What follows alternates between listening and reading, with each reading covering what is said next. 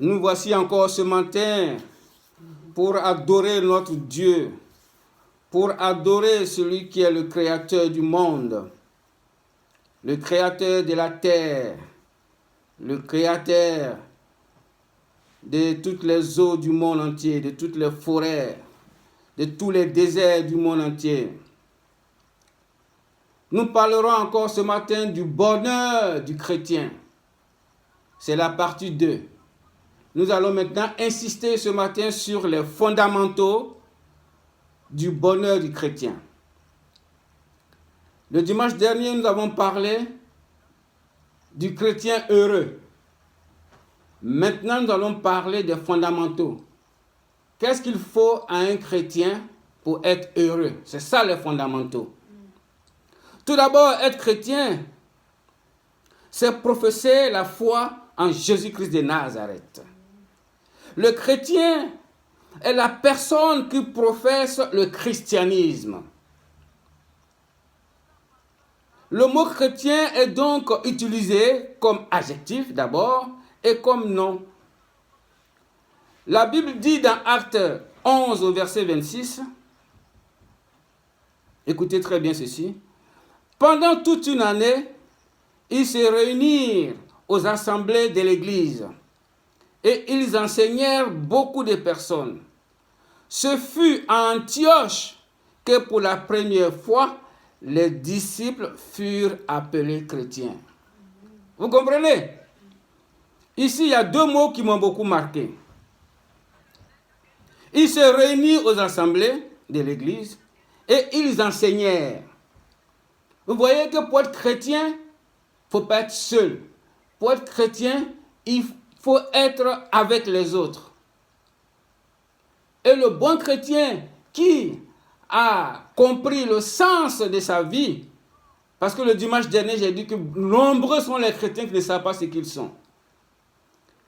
Ceux qui ont compris qui ils sont, ils enseignent aux autres le vrai chemin qui est celui de Jésus-Christ de Nazareth. Ils enseignent le vrai chemin qui est le chemin du royaume des cieux.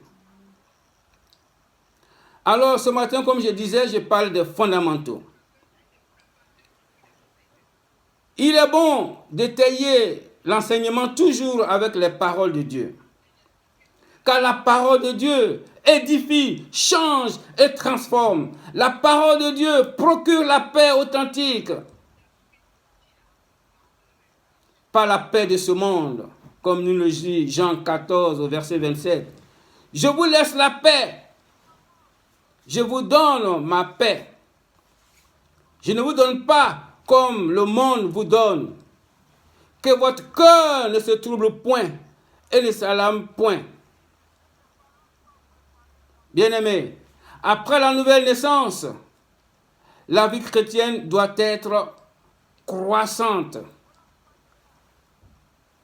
jusqu'à la maturité, afin de ne point demeurer des bébés spirituels. Vous comprenez cela? Oui. 2 Pierre 3, verset 18 nous dit ceci. Mais croissez dans la grâce et dans la connaissance de notre Seigneur et Sauveur Jésus-Christ. À lui soit la gloire maintenant pour l'éternité. Amen. Amen. Ici encore, il y a deux mots qui désignent Jésus qui me plaisent. Il nous dit, croissez dans la connaissance de notre Seigneur et Sauveur. Amen. Vous comprenez? Alors, les chrétiens qui pensent que Jésus-Christ est seulement leur sauveur, ils font fausse route. Jésus-Christ est à la fois Seigneur et à la fois Sauveur. Comprenez? Croître. Mais comment croître? Comment grandir dans la connaissance de notre Seigneur et Sauveur? Afin d'acquérir une bonne santé spirituelle, il faut respecter les fondamentaux. Amen. Tout comme dans la vie de tous les jours, nous avons des principes à respecter. Nous avons des fondamentaux à respecter, afin de vivre en communauté avec les autres. Je prends un exemple. Imaginez-vous d'être au volant de votre voiture. Si vous ne respectez pas le code routier, ben, qu'est-ce qui va arriver? Des accidents. Vous voyez? Ensemble, nous allons trouver encore d'autres exemples. Au travail, par exemple. Même dans un couple, il faut éviter le rapport du dominé et du dominant. Il faudrait qu'il y ait l'amour et l'amour agapé. C'est très important tout cela. Ce sont des fondamentaux qui grandissent notre croissance spirituelle. Voici donc une liste exhaustive de fondamentaux qui seront le sujet central d'aujourd'hui. Vous voyez, la nouvelle naissance. La nouvelle naissance est le code et même le socle de base des fondamentaux. Sans cela, nous ne pouvons pas suivre Jésus-Christ. C'est Jésus-Christ qui, lui, pour la première fois, emploie cette expression. Nouvelle naissance. Nous allons le voir dans Jean 3, du verset 1 au verset 6. La rencontre faite avec Nicodème, qui est venu le voir pour lui dire, « Rabbi, nous savons que tu viens de Dieu, car toutes ces choses que tu fais ne viennent pas de toi. » Et il a dit à Nicodème au verset 3, que j'ai lu, qui me prête très bien, « en vérité, je te le dis, si un homme n'est né de nouveau, il ne peut voir le royaume de Dieu. » Vous voyez, c'est très important. Donc, la nouvelle naissance est le socle de base des fondamentaux. Une fois que nous avons réussi à acquérir cela, la vie chrétienne devient douce, joyeuse, et on peut la communiquer aux autres. Après vient la lecture de la Bible. Lis la Bible tous les jours. Il faut la lire et méditer la parole de Dieu dans votre cœur. Quand on lit la Bible, Dieu nous parle. La parole de Dieu guide, dirige, corrige, réconforte, encourage, édifie et change et transforme notre vie. C'est parce que les gens ne lisent pas la Bible ou lisent et ne comprennent pas ce qu'ils lisent qu'ils sont des bébés spirituels, donc des suiveurs. Vous comprenez? Il faut être des disciples de Jésus et non des suiveurs. Le disciple, c'est celui qui est discipliné. Et si tu es discipliné, c'est parce que tu mets en pratique la parole de Dieu. Voilà. Dans le psaume 119 au verset 105, il nous dit, « Ta parole est une lampe à mes pieds et une lumière sur mon sentier. » Vous voyez, bien-aimés. Il faut aussi apprendre le secret de la prière.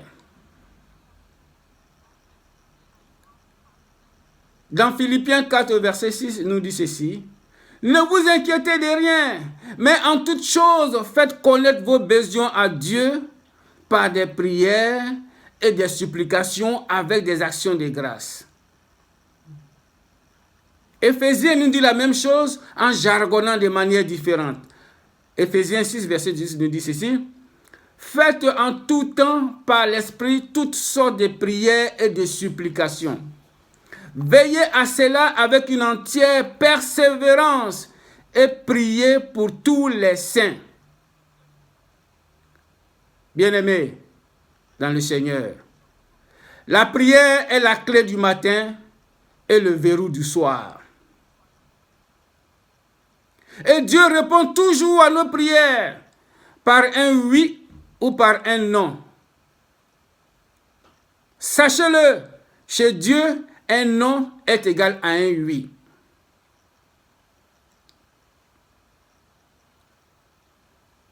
Nous continuons avec les fondamentaux, c'est-à-dire être régulier au culte. C'est vraiment important. Ça me fait repartir au premier verset que nous avons lu tout à l'heure avec les disciples qui étaient en Antioche. Vous comprenez? Qu'est-ce qu'il a été dit ici dans Acte 11 au verset 26? Ce fut à Antioche que pour la première fois les disciples furent appelés chrétiens. Vous voyez cela? Donc, il faudrait être régulier au culte. L'église en grec veut dire ecclésia.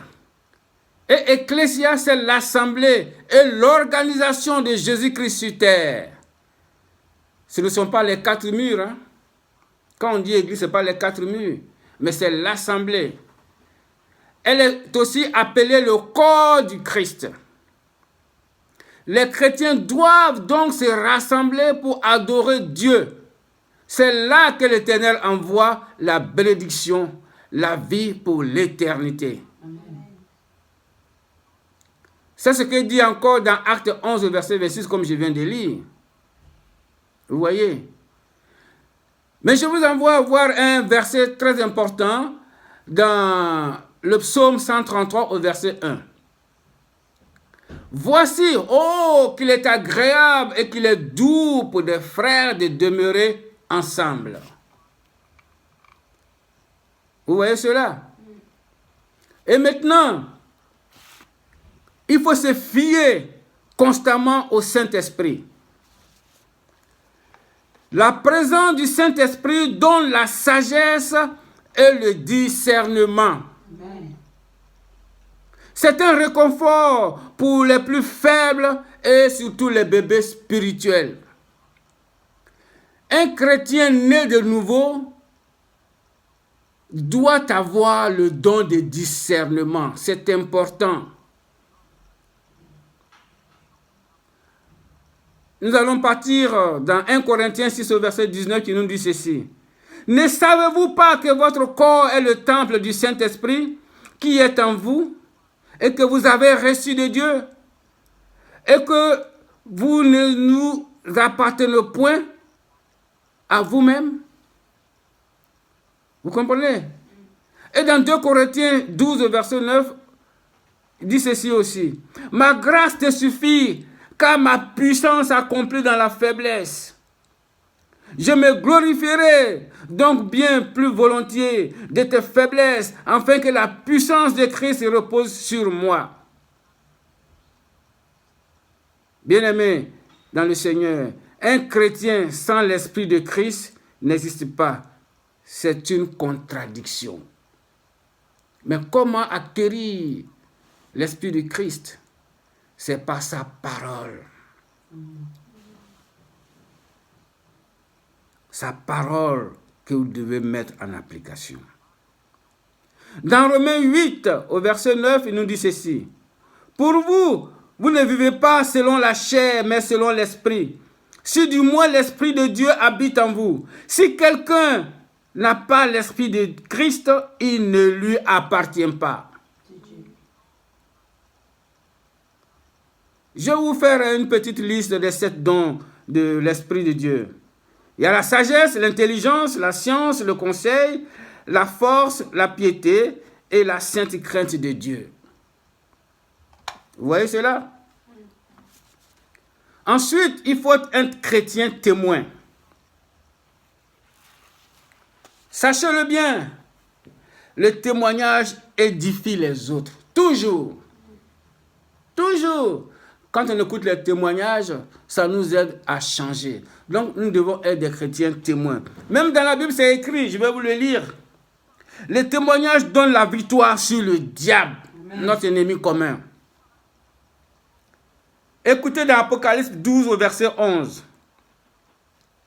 Ils l'ont vaincu à cause du sang de l'agneau et à cause de la parole de leur témoignage. Amen.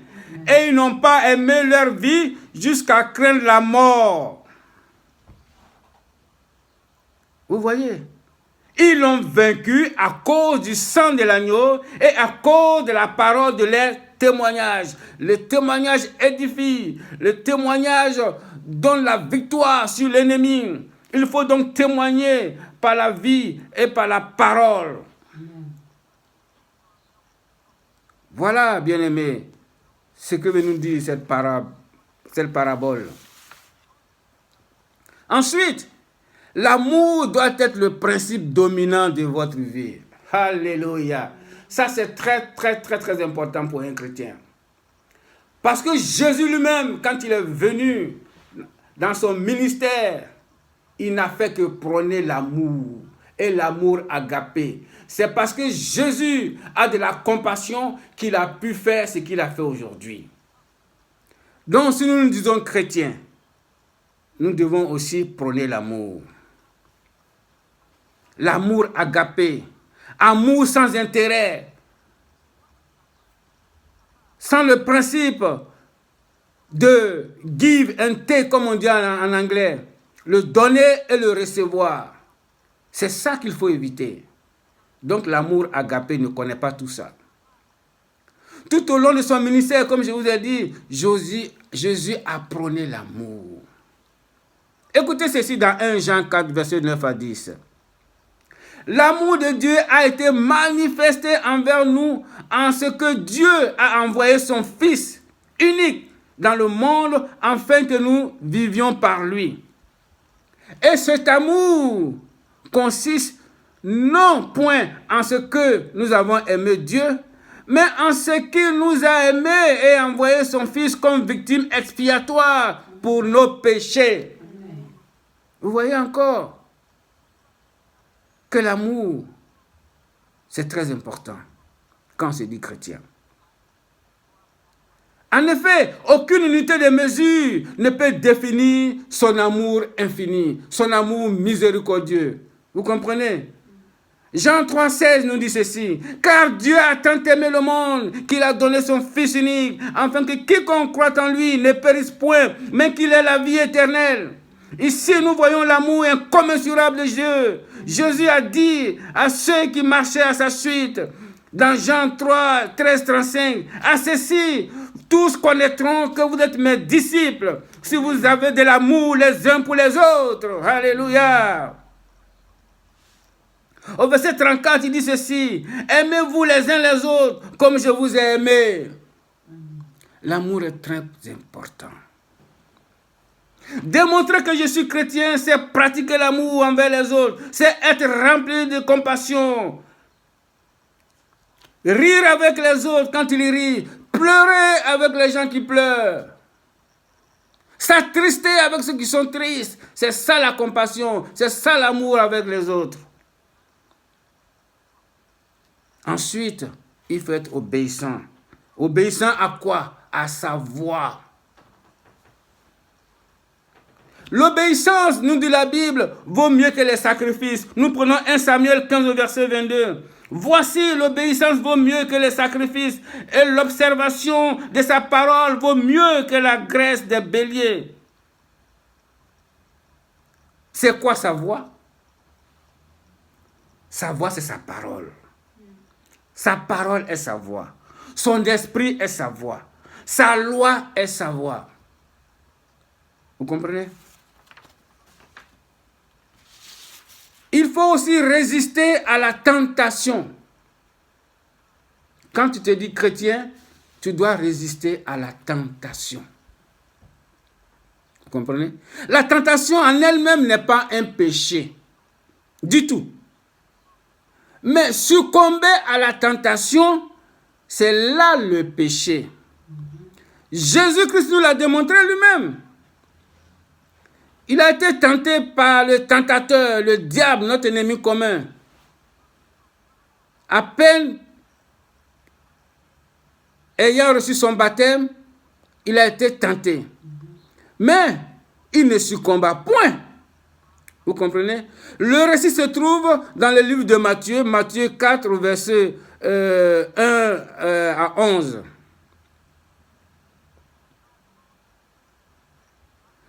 J'ai lu seulement le verset 11. Alors le diable le laissa, et voici des anges vinrent auprès de Jésus et le servirent.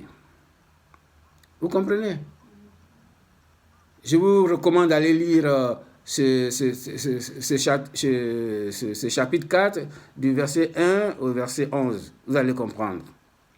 Dans le chapitre 6 de ce même livre de Matthieu, Jésus enseigne dans la prière par excellence le Notre Père.